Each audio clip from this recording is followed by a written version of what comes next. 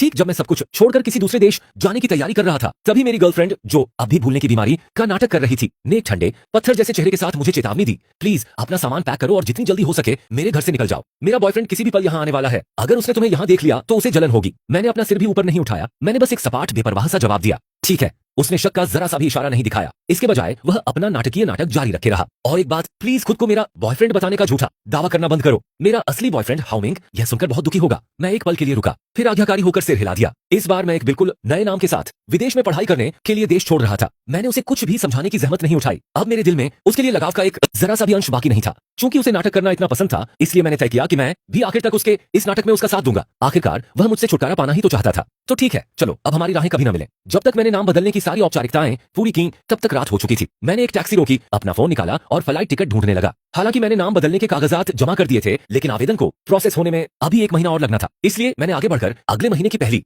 तारीख के लिए मेलबर्न की फ्लाइट बुक कर ली। उस रात मैं पिछले पूरे महीने के मुकाबले कहीं ज्यादा चैन से सोया। अगली सुबह तड़के मैं उठा, नाश्ता किया और जिया सिनिंग से जुड़ी हर चीज को हटाना शुरू कर दिया। वे तोहफे जो उसने मुझे दिए थे, वे मैचिंग कपड़े जो हमने साथ मिलकर खरीदे थे, वे प्रेम पत्र जो उसने हमारे स्टूडेंट दिनों में मुझे भेजे थे, मैंने उन सभी को कूड़ेदान में फेंक दिया। जब मैं अभी भी सफाई में व्यस्त था, तभी अचानक एक लिमिटेड एडिशन स्पोर्ट्स कार, जो दुनिया में गिनी चुनी ही है, सड़क के किनारे आकर रुकी। इंजन की आवाज सुनकर मैंने मुड़कर देखा और वहां शिया सिनिंग खड़ा था। वह एक दूसरे आदमी के साथ हाथ में हाथ डाले चल रहा था और कार से बाहर निकलते हुए उसके हाव भाव में अपनी अहमियत का पूरा घमंड झलक रहा था। यहाँ तक कि जब उसकी नजरें मेरी नजरों से मिलीं, तब भी वह जरा भी नहीं झिझका और न ही उसने नजरें चुराने की कोशिश की। शुरू से ही शिया सिनिंग ने मुझे अपना बॉयफ्रेंड मानने से साफ इनकार कर दिया था। उसने तो अपने स्टाफ को यह भी हुक्म दिया था कि वे विला से मेरा सारा सामान बाहर फेंक दें। उस वक्त मुझे लगा था कि मेरी किस्मत में बेघर होना और सड़कों पर सोना ही लिखा है। लेकिन फिर पड़ोस वाले घर के मालिक ने अचानक मुझसे संपर्क किया। उसने मुझे बताया कि वह विदेश जा रहा है और उसने मुझे अपना घर बहुत ही कम किराए पर देने की पेशकश की। उस समय मुझे लगा था कि मैं बस किस्मत का धनी निकला हूँ, लेकिन अब जब मैं उस बात पर पीछे मुड़कर देखता हूँ, बस हंसी ही आती है। मुझे इस बात से कोई फर्क नहीं पड़ता था कि आज वह किस तरह का नाटक करने वाला है।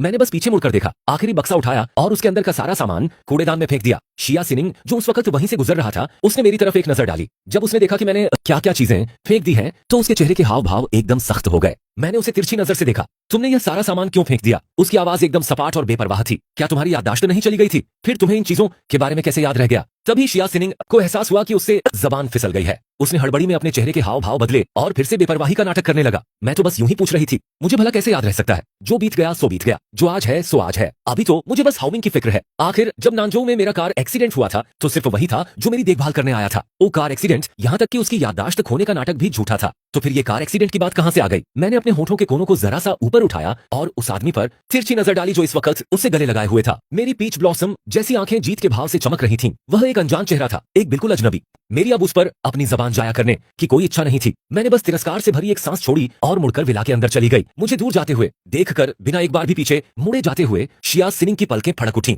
वह किसी को घर ले आया है क्या? उसे जलन के मारे कोई तमाशा नहीं खड़ा करना चाहिए था? वह इतनी शांत क्यों है? शिया सिनिंग को लगा कि कुछ तो गड़बड़ है। फिर भी उसने न तो मेरा पीछा किया और न ही कोई सफाई दी। वह बस वहीं खड़ा रहा और बेबसी से देखता रहा जब तक मैं दरवाजे के पीछे ओझल नहीं हो गई। अचानक दरवाजे की घंटी बजी। मैं उसे खोलने के लिए उठी और अपने हाथ में पकड़ा हुआ खाने का बैग नीचे रख दिया। वह वही आदमी था जिसे शिया सिनिंग कुछ ही देर पहले घर ले आया था। उसने अपना हाथ उठाया और मेरी तरफ हिलाया। हालांकि उसके होठों पर मुस्कान थी, लेकिन वह उसकी आंखों तक नहीं पहुंची थी। नमस्ते, मेरा नाम गु हाओमिंग है। लगता है मैं कुछ दिनों के लिए अपनी गर्लफ्रेंड के घर ही रहूंगा। चूंकि अब हम पड़ोसी हैं, तो क्या आप मुझे वीचैट पर जोड़ना पसंद करेंगी? कोई जरूरत नहीं, मैंने बिना एक पल भी सोचे उसे मना कर दिया और फिर मुड़कर वहां से चली गई। गु हाओमिंग ने अचानक मेरे हाथ से फोन छीन लिया, जल्दी से वीचैट खोला और खुद को एक कॉन्टैक्ट के तौर पर जोड़ लिया। मेरा दोस्त। मेरे चेहरे पर नाराजगी के गहरे भाव देखकर उसने शरारत भरी मुस्कान के साथ मेरा फोन वापस दिया। उसकी आवाज में बेपरवाही झलक रही थी। क्या हम अब से संपर्क में रहेंगे? दोस्त बनेंगे? ओह, वैसे क्या तुम्हारे यहाँ कोई छाते हैं? जो मैंने आज पहले खरीदे थे वे सब इस्तेमाल हो चुके हैं। क्या कुछ उधार लेना कोई परेशानी होगी? मेरे चेहरे पर अचानक पीलापन छा गया। मेरा हाथ जो अपना फोन वापस लेने के लिए बढ़ा था, वह हल्का सा कांप गया।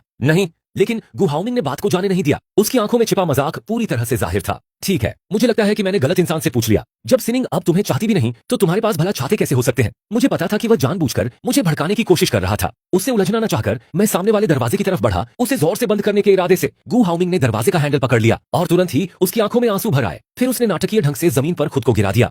भाई मुझे पता है कि तुम मुझे देखना नहीं चाहते, लेकिन मैं तो बस कुछ मसाले उधार लेने आया था। मैं तो बस सिनिंग के लिए रात का खाना बनाना चाहता था। अगर तुम उधार नहीं देना चाहते तो ठीक है, लेकिन तुम्हें हाथ पैर चलाने की क्या जरूरत थी? गु हाउमिंग को अचानक ऐसा नाटक करते देखकर मेरा दिल जोर से धड़क उठा। इससे पहले कि मैं कोई प्रतिक्रिया दे पाता, सिनिंग जो किसी समय बिना मेरी नजर में आए घर में घुस आई थी, सीढ़ियों से दौड़ती हुई ऊपर आई और जल्दी से गु हाउमिंग को उठने में मदद की। उसने मेरी तरफ एक ठंडी तिरस्कार भरी नजर डाली। उसकी आवाज में पूरी तरह से दुश्मनी झलक रही थी। हाउमिंग का तुमसे कोई झगड़ा नहीं है, तुम इतना तमाशा क्यों बना रहे हो? वह अब मेरा बॉयफ्रेंड है, तो इस पल से अगर तुम उसके साथ थोड़ी और इज्जत से पेश आओ तो मुझे अच्छा लगेगा। मेरे चेहरे के हाव भाव पर जरा भी ध्यान दिए बिना उसने गु हाउमिंग को उठने में मदद की और चुपचाप उसे अपने साथ ले गया। हर शब्द हर अक्षर मेरे कानों में गूंज रहा था, जिससे मेरे हाथ अपने आप ही मुट्ठी की तरह कस गए। मैं वहीं खड़ा रहा, एक तक उन्हें देखता रहा जब तक कि उनकी दूर जाती आकृतियां धुंधली होती, रोशनी में ओझल नहीं हो गई। फिर चेहरे पर कोई भाव लाए बिना मैंने अपना हाथ उठाया और सामने का दरवाजा जोरदार धड़ाम की आवाज के साथ बंद कर दिया। आधी रात के सन्नाटे में मेरे बिस्तर के पास रखी मेज पर पड़ा फोन वाइब्रेट करने लगा। नींद से जागकर मैंने बिना सोचे समझे आंसर बटन दबा दिया। ठीक अगले ही पल स्क्रीन का इंटरफेस बदल गया। तेजी से हिलते हुए कैमरे के दृश्य को और उसमें कैद बेहद अश्लील तस्वीरों को घूरते हुए मैं पूरी तरह से जाग गया। जैसे ही मुझे एहसास हुआ कि दूसरी तरफ फोन पर मौजूद व्यक्ति असल में क्या कर रहा था, मैं पूरी तरह से जम गया, किसी मूर्ति की तरह अकड़ा हुआ। आखिरकार अब और बर्दाश्त न कर पाने पर मैंने अपनी उंगली जोर से एंड कॉल बटन पर दबा दी। जो आंखें कुछ ही पल पहले नींद से बोझिल थीं, वे अब तब तक मेरी आंखें पूरी तरह से लाल हो चुकी थीं। अगले कुछ दिनों तक मैं घर के अंदर ही दुबका रहा, बाहर सिर्फ अपने सबसे अच्छे दोस्त की शादी के दिन ही निकला। होटल पहुंचने पर समारोह के आधिकारिक तौर पर शुरू होने से पहले ही मैंने वह तोहफा पेश किया जो मैंने पहले से तैयार कर रखा था। हमने थोड़ी देर तक शिष्टाचार की बातें की, फिर मेरे दोस्त ने मेरा हाथ थाम लिया। मैंने शिया सिनिंग को भी न्योता भेजा है, उसने कहा। उसने वादा किया है कि वह आएगा। जब वह यहाँ पहुंचे तो उससे जाकर मिलना, उससे बात करना, सचमुच उससे दिल खोलकर बात करना। शायद बस शायद उसे वह पल याद आ जाए जब तुमने उसे प्रपोज किया था। मैं एक पल के लिए चुप हो गया। क्या उसकी याददाश्त वापस आ जाएगी? मैंने अपना सिर हिला दिया। मेरे चेहरे से मुस्कान को धीरे धीरे गायब होते देखकर मेरे दोस्त की आंखों में चिंता की एक झलक दिखाई दी।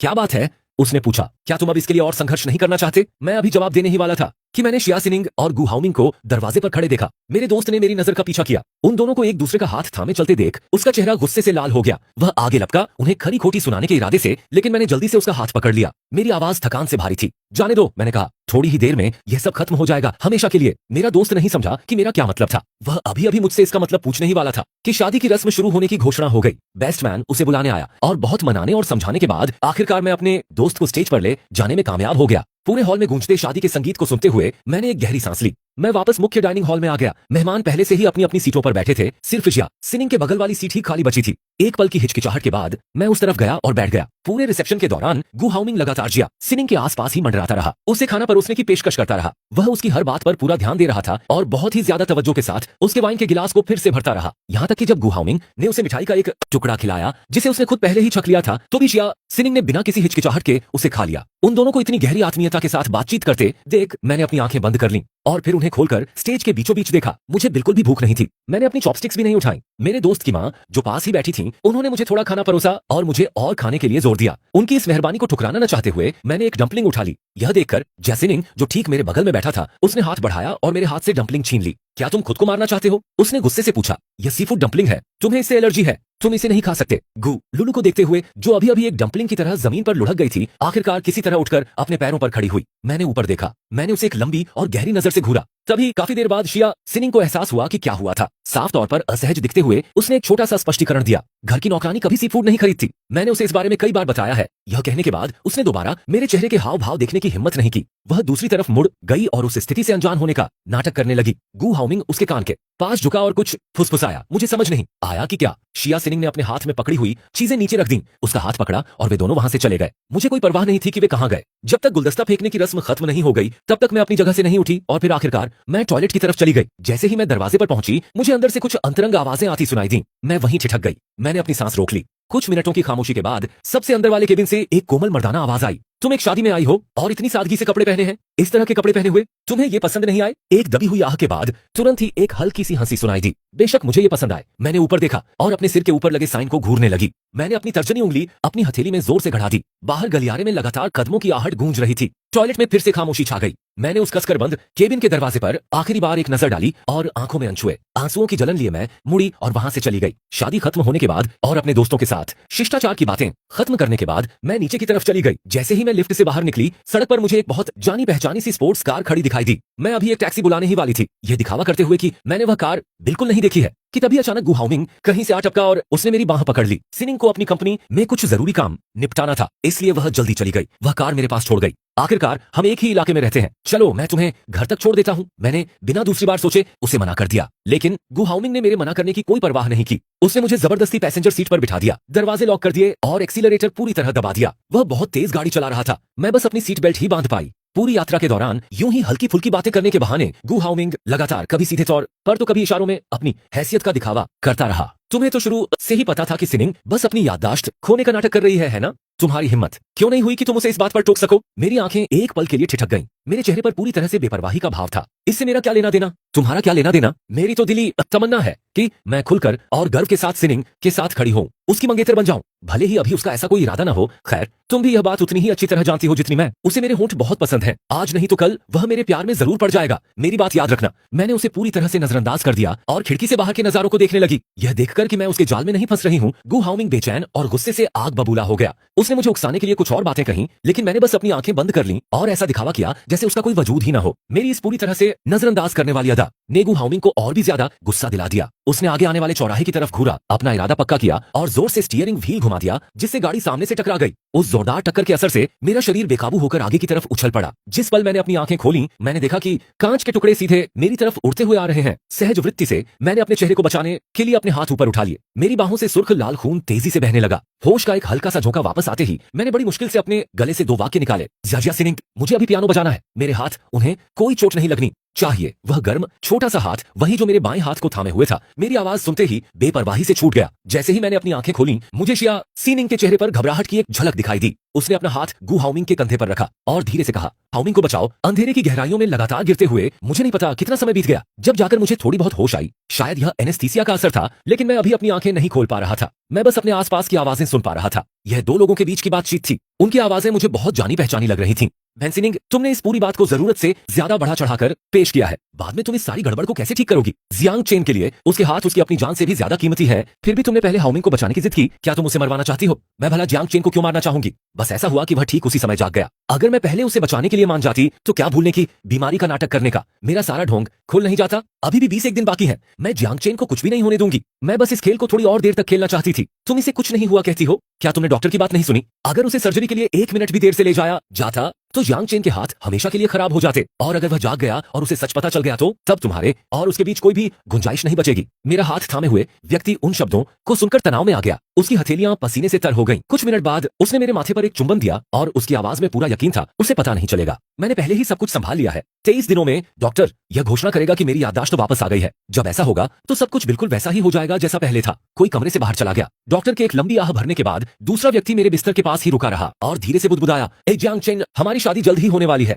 मैंने हमारी अंगूठियां पहले ही चुन ली हैं। जिस दिन मेरी याददाश्त वापस आएगी उस दिन तुम उन्हें आखिरकार देख पाओगे। एक बार जब हम अपनी शादी को आधिकारिक तौर पर रजिस्टर करवा लेंगे तो कैसा रहेगा अगर मैं तुम्हें नॉर्दर्न लाइट्स दिखाने ले जाऊं? क्या तुम्हें वह इच्छा याद है जो तुमने 3 साल पहले एक टूटते तारे को देखकर मांगी थी, जब तुमने कहा था कि तुम हमेशा मेरे साथ रहना चाहते हो? मैं बहुत ज्यादा खुश हुई थी। मैं भी तुम्हारे साथ बूढ़ी होना चाहती हूँ। एनेस्थीसिया का असर धीरे धीरे कम हो रहा था। मुझे एहसास हुआ कि यह व्यक्ति, यह लगातार बड़बड़ाने वाली लड़की मेरी मंगेतर थी। वह कौन थी? ज़िया सिनिंग। वह मेरे बारे में सचमुच चिंतित लग रही थी। हर आधे घंटे में वह डॉक्टर को बुलाकर मेरी हालत की जांच करवाती थी। वह बड़े प्यार से मुझे पानी पिलाती, मेरे कंबल ठीक करती और मेरे पास ही चिपकी रहती, एक पल के लिए भी दूर नहीं जाती, जब तक कि मुझे पूरी तरह से होश नहीं आ जाता। लेकिन जिस पल मुझे पूरी तरह से होश आया, वह सारी कोमलता जो उसने मुझ पर बरसाई थी उतनी ही तेजी से गायब हो गई जितनी तेजी से समुद्र का ज्वार पीछे हटता है। उसे अस्पताल के कमरे से जल्दबाजी में और नजरें चुराते हुए बाहर निकलते हुए देखकर मेरी आंखों में व्यंग्य की एक झलक दिखाई दी। मैंने समय देखने के लिए अपना फोन उठाया और तभी मुझे एहसास हुआ कि मैं 3 दिनों से बेहोश था। मेरा इनबॉक्स वैसा ही था, सिवाय स्पैम विज्ञापनों और बिजली पानी के बिलों के नोटिफिकेशन के, और कुछ नहीं था। मैंने अपनी आंखें बंद की और मन ही मन एक प्रार्थना की, कृपया मेरे नाम बदलने की कागजात जल्द से जल्द पूरे हो जाए। ज़िया सिनिंग फिर कभी वापस नहीं आई। उसके बाद लंबे समय तक वह अनुपस्थित रही, लेकिन गु हाउमिंग मुझे हर दिन ढेरों संदेश भेजता रहा, जिनमें ताने और अपने रोमांस को दिखाते हुए फोटो का मिश्रण होता था। मैंने उनमें से एक भी संदेश नहीं खोला। मैंने बस अपना phone do not disturb mode पर डाल दिया। कुछ दिनों बाद मैंने अस्पताल से छुट्टी मिलने की सारी औपचारिकताएं पूरी कर लीं। जैसे ही मैं अस्पताल के दरवाजे पर पहुंचा, मेरी मुलाकात अचानक मेरी यूनिवर्सिटी के दिनों के एक सीनियर से हो गई, कोई ऐसा जिसने कभी मुझमें दिलचस्पी दिखाई थी। हमने एक दूसरे से थोड़ी बहुत बातचीत की। मैं बातचीत का मजा ही ले रहा था कि अचानक न जाने कहां से ज़िया सिनिंग आ गई और मुझे खींचकर वहां से हटा दिया। उसका चेहरा इतना गुस्से से भरा था कि लग रहा था जैसे अभी आंसू टपक पड़ेंगे। उसने नफरत भरी नजरों से मेरी तरफ घूरा। उसकी आवाज में कड़वाहट भरी थी। तुम्हें उसके इतना करीब जाने की इजाजत किसने दी? मैंने अपना हाथ छुड़ा लिया। पूरी तरह से ताना मारते हुए मैंने उसकी तरफ देखा और कहा, क्या तुम्हारी याददाश्त नहीं चली गई थी? क्या तुम अब यह मानने से इनकार नहीं कर रही हो कि मैं तुम्हारा बॉयफ्रेंड हूँ, मैं जिससे चाहूँ उससे बात करूंगा, मुझे क्या करना है यह बताने का तुम्हें कोई हक नहीं है। अपनी बात कहकर मैंने उसकी प्रतिक्रिया देखने का इंतजार नहीं किया। मैंने बस एक टैक्सी पकड़ी और चला गया। हैरान और पूरी तरह से चुप हो चुकी जिया सिनिंग बस बेबसी से मुझे दूर जाते हुए देखती रह गई। कुछ देर आराम करने के बाद मैं धीरे धीरे पूरी तरह से ठीक हो गया। अपने खाली समय में मैंने विदेश में पढ़ाई पर होने वाले खर्च का एक मोटा मोटा हिसाब लगाया और पाया कि कुल रकम काफी ज्यादा थी। इत्तेफाक से मेरे एक पुराने क्लाइंट ने मुझे एक अच्छी कमाई वाली नौकरी के बारे में बताया। चूंकि मेरे पास करने के लिए कुछ और बेहतर नहीं था, इसलिए मैंने उसे करने का फैसला किया। जब मैं उस जगह पर पहुंचा तब मुझे पता चला कि वह एक जन्मदिन की पार्टी थी। जब मैंने जिया सिनिंग को गु हाउमिंग के साथ हाथ में हाथ डाले आते देखा तो मैं वहीं का वहीं जम गया। मेरे अंदर एक अजीब सी अनहोनी की आशंका उठने लगी, लेकिन एडवांस पेमेंट पहले ही हो चुका था, इसलिए मेरे पास उन बेचैनियों को दबाने के अलावा कोई चारा नहीं था। मैंने अपना कैमरा निकाला और काम पर लग गया। मुझे देखते ही गु हाउमिंग ने तुरंत अपनी टाई ठीक की और चौड़ी मुस्कान के साथ मुझसे मिलने के लिए मेरी तरफ बढ़ा। आने के लिए धन्यवाद। कोशिश करना कि जितना हो सके नीचे के एंगल से यानी ऊपर की ओर तस्वीरें खींचो और ब्राइटनेस भी थोड़ी कम कर देना। साथ ही जब मैं बाद में स्टेज पर जाऊं तो लेंस को झूम करके एकदम पास से शूट करना। उसकी गिनाई गई इन सारी मांगों को मानते हुए मैंने 100 से ज्यादा तस्वीरें खींची। फिर भी गु हाउमिंग खुश नहीं हुआ। उसने जिद की कि मैं उन्हें दोबारा शूट करूं। बहुत सब्र रखते हुए मैंने उस पूरी सीरीज को 3-4 बार दोबारा शूट किया। मेरी पहले से घायल कलाई में फिर से हल्का हल्का दर्द उठने लगा। मेरे चेहरे पर एक व्यंग्य भरी मुस्कान आ गई। गु हाउमिंग ने मेरी तरफ देखा और ताना मारा, तुमने इन्हें इतना खराब कैसे बना दिया? वाह वाह मिस्टर मास्टर फोटोग्राफर, लगता है तुम उतने भी कमाल के नहीं हो जितनी तुम्हारी चर्चा है। चलो आखिर में पहली वाली तस्वीरों से ही काम चला लेते हैं। कम से कम उनमें से कुछ तो ठीक ठाक थी। हमारे आसपास खड़े लोग अपने मुंह पर हाथ रखकर अपनी हंसी दबाने लगे। मैंने अपने घुटनों को मला जो नीचे बैठने की वजह से सुन्न हो गए थे और खुद को सहारा देकर फिर से खड़ा हो गया। गु हाउमिंग अब और भी ज्यादा इतराता हुआ लग रहा था। वह चलकर जिया सिनिंग के पास जाकर खड़ा हो गया। फिर वह पीछे मुड़ा और मुझे इशारा किया। एक घमंडी और हुक्म चलाने वाले अंदाज में मुझे आदेश दिया, इधर आओ और मेरी गर्लफ्रेंड और मेरी कुछ कपल तस्वीरें खींचो। मेरी नजरें सख्त हो गईं, हालांकि मैंने तुरंत ही खुद को शांत और बेपरवाह बना लिया। मैंने अपना कैमरा उठाया और लेंस को सीधे उन दोनों की तरफ कर दिया और शटर बटन दबा दिया। गु हाउमिंग ने अनगिनत पोज दी। आखिरकार उसने अपना सिर झुकाया और जिया सिनिंग को किस किया। पल भर में पूरा कमरा चीखों से गूंज उठा। हर कोई इस जोड़ी पर फिदा हो रहा था। मजाकिया छेड़छाड़ सुनकर जिया सिनिंग का शरीर एक पल के लिए अकड़ गया। उसने गु हाउमिंग की कमर पर रखा अपना हाथ हटा लिया और मेरी तरफ देखा। वह थोड़ा घबराया हुआ लग रहा था, लेकिन मैंने कोई प्रतिक्रिया नहीं दी। सिर झुकाए हुए मैं अपने कैमरे में फोटो देख रहा था, जैसे जो कुछ अभी हुआ था उससे मुझे कोई फर्क ही न पड़ता हो। दावत जो 4 घंटे तक चली थी आखिरकार खत्म हो गई। मैंने अपना कैमरा वापस अपने बैग में रखा, एक टिश्यू निकाला और अपने कपड़ों से केक पोंछ लिया। वही केक जो गु हाउमिंग ने थोड़ी देर पहले गलती से गिरा दिया था। अचानक उस विशाल हॉल में कदमों की आहट गूंज उठी। मैंने ऊपर देखा और गु हाउमिंग को मुस्कुराते हुए देखा जो सीधे मेरी तरफ आ रहा था। आज रात की तुम्हारी मेहनत के लिए धन्यवाद। तुम्हें सच में पैसों की बहुत जरूरत है ना? मेरे पास कुछ और फोटो हैं जो मैं चाहता हूँ कि तुम मेरे लिए खींचो। मैं तुम्हारी फीस दोगुनी कर सकता हूँ। मैं एक पल के लिए हिचकिचाया। दोगुनी? क्या तुम तैयार हो? मैंने सिर हिलाया और प्रस्ताव मान लिया। गु हाउमिंग मुझे सीधे ऊपर होटल के कमरों में ले गया। हमने सबसे पहले कैमरे के एंगल और शूट के लिए खास चीजें तय की। मैंने अभी अभी कमरे के एक कोने में अपना कैमरा सेट किया ही था कि दरवाजे पर दस्तक हुई। गु हाउमिंग दरवाजा खोलने के लिए भागा नहीं, इसके बजाय उसने मेरी तरफ देखकर एक शरारती मुस्कान दी। अब सब शुरू होने वाला है, पक्का कर लेना कि तुम सब कुछ कैमरे में कैद कर लो, ठीक है? ये शब्द कहते ही उसने पर्दे खींच दिए, कमरे के उस कोने को छिपा दिया और कैमरे के लेंस के लिए बस एक छोटी सी जगह छोड़ दी। मैं उस तंग जगह में दुबक कर बैठ गया और पास आते कदमों की आहट सुनने लगा। धीमी रहस्यमयी रोशनी में नहाया हुआ गु हाउमिंग धीरे धीरे अंदर आया और अपने साथ एक औरत को खींचता हुआ लाया। उनके शरीर पहले से ही एक दूसरे से लिपटे हुए थे। लेंस से देखते हुए जब मैंने उसे गु हाउमिंग के साथ इतनी कसकर लिपटे हुए देखा कि उन्हें अलग करना नामुमकिन था, तो यह नजारा किसी को भी मौत के डर से सुन्न कर देने के लिए काफी था। धातु की रैक पर रखा मेरा हाथ अचानक कसकर भींच गया। उस पल समय मानो बेहद धीमी और कष्टदायक गति से रेंग रहा था। सुबह के 3 बजे थे। कमरे के अंदर का शोर शराबा थम गया। बाथरूम से पानी बहने की आवाज आने लगी। मैंने पर्दा हटाया और अपने पैरों को, जिनमें अब कोई जान नहीं बची थी, घसीटते हुए बाहर कदम बढ़ाए। मेमोरी कार्ड को मेज पर रखा और दरवाजा खोल दिया। सुबह के इस पहर में सड़कें बिल्कुल सुनसान थीं। मैं अकेली भटकती रही, रात के अंधेरे में बिना किसी मंजिल के चलती रही। मुझे नहीं पता कि मैं कितनी देर तक चलती रही। मैंने अपनी थकी हुई खून से लाल आंखों को ऊपर उठाया और तब मुझे एहसास हुआ कि बिना ध्यान दिए ही मैं अपने पुराने हाई स्कूल में वापस आ गई थी। अतीत की दबी हुई यादों का एक सैलाब मेरे मन में उमड़ आया। जिया सिनिंग जो मुझे अपने साथ 1000 मीटर की दौड़ में खींचकर दौड़ाया करता था, वह छोटा सा ऑडिटोरियम जो मेरे जन्मदिन पर पूरी तरह से गुलाबों से सजा दिया गया था, वह मंच जहां उसने पूरे स्कूल के सामने मुझसे अपने प्यार का इजहार किया था, सब कुछ बिल्कुल वैसा ही था जैसा अतीत में हुआ करता था। लेकिन मेरे मन की हालत अब पूरी तरह से बदल चुकी थी। फिर भी उन सब चीजों के बीच वहां खड़े होकर मैं मुख्य अकादमिक भवन की ओर चल पड़ी और वहां मेरी मुलाकात डीन ऑफ स्टूडेंट्स से हो गई जो उस समय काम पर पहुंच रहे थे। अतीत में जिया सिनिंग द्वारा मेरे प्रति अपने प्यार का जिस तरह से खुलेआम और जोर शोर से इजहार किया जाता था, उसकी वजह से स्कूल का लगभग हर शिक्षक मुझे पहचानता था। डीन मुस्कुराए और मेरा गर्मजोशी से स्वागत किया। जियांग चेन, तुम अचानक स्कूल कैसे आ गए? और जिया सिनिंग कहाँ है? मैंने कुछ समय पहले सुना था कि तुम दोनों की सगाई हो गई है। क्या तुम शादी के कार्ड बांटने आए हो? मैंने किसी तरह एक फीकी सी मुस्कान चेहरे पर लाने की कोशिश की और फिर जल्दी से बातचीत का रुख दूसरी तरफ मोड़ दिया। यहाँ आए हुए मुझे बहुत समय हो गया था। मैं बस यहाँ से गुजर रहा था। मैंने सोचा कि अंदर आकर देख लूं कि टीचर लोग कैसे हैं। हम चलते और बातें करते रहे, अतीत की कई बातों को याद करते हुए, मन में पुरानी यादों का गहरा एहसास लिए हुए। जैसे ही हम अलग होने वाले थे, डीन रुक गए, जैसे उन्हें कुछ याद आया हो। वह अपने दफ्तर में रखी एक अलमारी के पास गए, उसमें से एक पीली पड़ चुकी डायरी निकाली और उसे मेरे हाथ में थमा दिया। ये वह चीज है जो तुम एक स्टडी हॉल सेशन के दौरान यहीं छोड़ गए थे। अनुशासन, जांच। मैंने इसे शिया सिनिंग से जब्त कर लिया था। चूंकि अब तुम दोनों शादी के बंधन में बंधने ही वाले हो, तो मैं इसे तुम्हें वापस दे देता हूँ। मैं एक पल के लिए हिचकिचाया, फिर उसे लेने के लिए हाथ बढ़ाया और टीचर के सामने सम्मान से सिर झुकाया। घर जाते समय मैंने वह डायरी खोली। सबसे पहले जो चीज मैंने देखी वह थी शिया सिनिंग की नाजुक सुंदर लिखावट। मेरी आंखों में आंसू उमड़ आए। जैसे जैसे मैं आगे बढ़ता गया, आंसू बेकाबू होकर बहने लगे,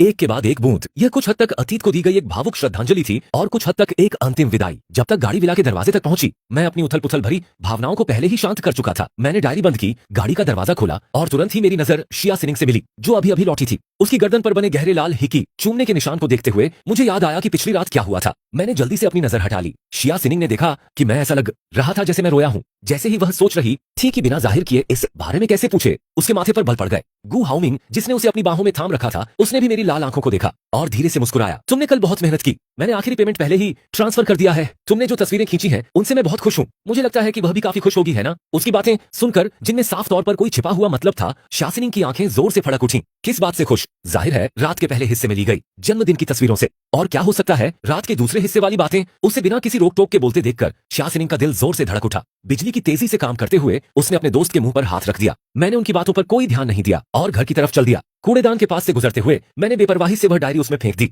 वे जवानी के दिन जो कभी प्यार और सच्चाई से भरे थे, अब हमेशा के लिए दफन हो गए थे। जाने से पहले मैंने अपने मकान मालिक को एक मैसेज भेजा, उन्हें बताया कि मैं अपना किरायानामा लीज आगे नहीं बढ़ाऊंगा। मकान मालिक ने मुझसे बार बार पूछा कि मैं घर क्यों छोड़ रहा हूँ। मैंने बस एक मामूली सा बहाना बना दिया। मकान मालिक ने जवाब दिया कि वे मुझे कुछ और दिनों की मोहलत दे सकते हैं ताकि मैं अगले महीने के बीच तक वहां रह सकूं। मुझे पता था कि इस सबके पीछे शिया सिनिंग का ही फायदा था। उसने मुझसे कुछ और दिन रुकने के लिए कहा था, बस उतने दिन जितने में वह अपनी यादें वापस आने का नाटक कर सके। मैंने उनकी इस छोटी सी चाल का पर्दाफाश नहीं किया। एक बार जब वह ठीक हो जाती तो वह मुझे वापस घर ले जा सकती थी। मेरा इरादा और भी पक्का हो गया। मेरे जाने के तय दिन से 3 दिन पहले मुझे एक अनजान नंबर से फोन आया। क्या आप मिस्टर जांग हैं? हेलो, मैं हिल्टन होटल का मैनेजर हूँ। वही होटल जहां आपने अपनी सगाई की दावत रखी थी। बात यह है कि किसी ने परसों शादी की दावत के लिए हमारे मुख्य हॉल को बुक किया है, लेकिन हम हाल ही में उनसे संपर्क नहीं कर पा रहे हैं और कुछ ऐसी बातें हैं जिन्हें हमें पक्का करना और तय करना है। क्या आप आकर थोड़ी बातचीत करने के लिए फ्री हैं? जब मैंने वह खास तारीख सुनी, यानी परसों, तो शुरू में मेरा इरादा मना करने का था, लेकिन फिर मेरी पलकें जरा सी फड़क उठी। 18 जनवरी, यह वही दिन था जिसे शिया सिनिंग ने अपनी यादें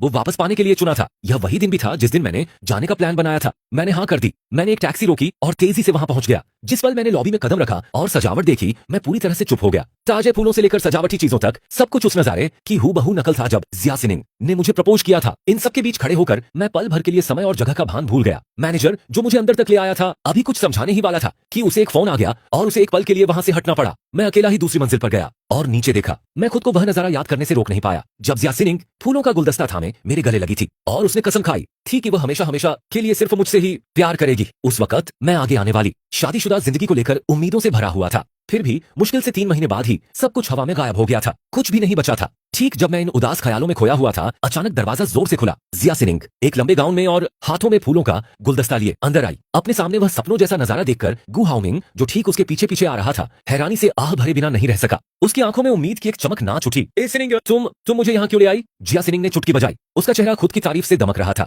यह वही जगह है जहाँ जियांग चेन और मैंने अपनी सगाई की दावत रखी थी। परसों मैंने अपनी कुछ सहेलियों के साथ जियांग चेन को यहाँ लाने का प्लान बनाया है। इस तरह मैं यह दिखा सकती हूँ कि आसपास के माहौल ने मेरे अंदर पुरानी भावनाएं जगा दी हैं और स्वाभाविक रूप से और भरोसेमंद तरीके से मैं अतीत की यादें ताजा कर सकती हूँ। मैं तुम्हें आज यहाँ इसलिए लाई हूँ क्योंकि मैं पहले एक रिहर्सल करना चाहती थी। तुम जियांग चेन का किरदार निभा सकते हो। जैसे ही उसने यह कहा, उसने गु हाउमिंग को मंच के बीच की ओर धकेल दिया। चलो देखते हैं कि इस प्लान में कोई कमी या चूक तो नहीं है। और इसके साथ ही उन्होंने अभिनय करना शुरू कर दिया। एक विशाल खंभे ने मुझे पूरी तरह से छिपा दिया था। मैं चुपचाप देखती रही, उन दोनों को उनका जोशीला अभिनय करते हुए देखती रही। मेरी आंखें लगभग न के बराबर हिलीं। मुझे मानना पड़ेगा, शिया सिनिंग में सचमुच अभिनय की एक स्वाभाविक प्रतिभा थी। अगर मैं इन सब बातों से पूरी तरह अनजान होती और आज से 3 दिन बाद इस जगह पर आती, तो शायद मैं उसकी धोखेबाजी का शिकार हो जाती। गु हाउमिंग ने अपना सिर झुकाया और शिया सिनिंग को थामे रखा। शिया सिनिंग को अपने करीब थामे हुए गु हाउमिंग ने धीरे से फुसफुसाया, अब से 2.5 मिनट बाद अगर तुम उसके पास वापस जाती हो और खुद को दुखी पाती हो, तो तुम मुझसे कभी भी संपर्क कर सकती हो। ये शब्द सुनकर शिया सिनिंग की आंखों में एक पल के लिए स्पष्ट समझ की चमक दिखाई दी।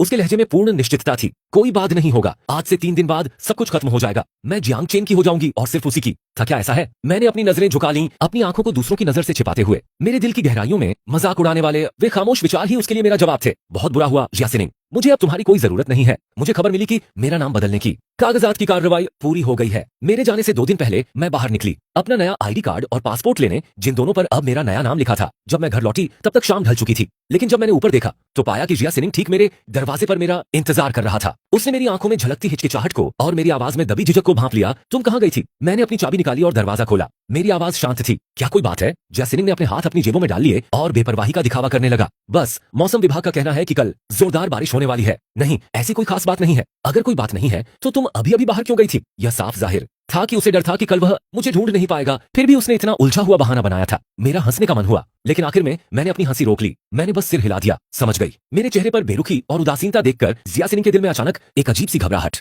होने लगी। वह इस एहसास को अपने मन से निकाल नहीं पा रहा था कि पिछले कुछ दिनों से मेरा बर्ताव कुछ अजीब सा था, लेकिन आखिर क्या गड़बड़ थी वह ठीक ठीक समझ नहीं पा रहा था। मेरे जाने के दिन दोपहर 2 बजे की फ्लाइट होने के कारण मैं बहुत सुबह उठ गई। मैंने अपनी बची खुची सारी चीजें फेंक दी। खाली और वीरान कमरे को देखते हुए, जिसमें अब 2 सूटकेस के अलावा कुछ भी नहीं बचा था, मैंने एक लंबी और गहरी सांस ली। 11 बज गए थे। दरवाजे की घंटी बजी। मैंने दरवाजा खोला, लेकिन उसे बस थोड़ा सा ही खुला रखा। वहां जिया सिनिंग की कुछ करीबी सहेलियां खड़ी थीं। जियांग चेन, हम जानते हैं कि हाल ही में सिनिंग की बीमारी की वजह से तुम मानसिक और शारीरिक रूप से बहुत थक गए हो। तुम्हारे पास किसी भी चीज के लिए कोई एनर्जी नहीं बची है। डॉक्टर ने कुछ दिन पहले हमें बताया था कि वह अपनी दवाएं समय पर ले रहा है और उसकी हालत धीरे धीरे लेकिन पक्के तौर पर सुधर रही है। तुम्हें अब सच में और चिंता करने की जरूरत नहीं है। हाँ, बिल्कुल सही। हम सब भी उम्मीद कर रहे हैं कि बहन सिनिंग की याददाश्त जल्द ही वापस आ जाए। हम सब तुम्हारी शादी में शामिल होने का इंतजार कर रहे हैं। तुम्हें पता है ना, आज असल में उस दिन की 7वीं सालगिरह है जब तुम दोनों ने एक दूसरे को डेट करना शुरू किया था। सिनिंग दीदी, यह सब हम पर छोड़ दो। तुम बिल्कुल चिंता मत करो। जियांग chen ने आज सुबह हमसे वादा किया था कि वह यहाँ आएगा।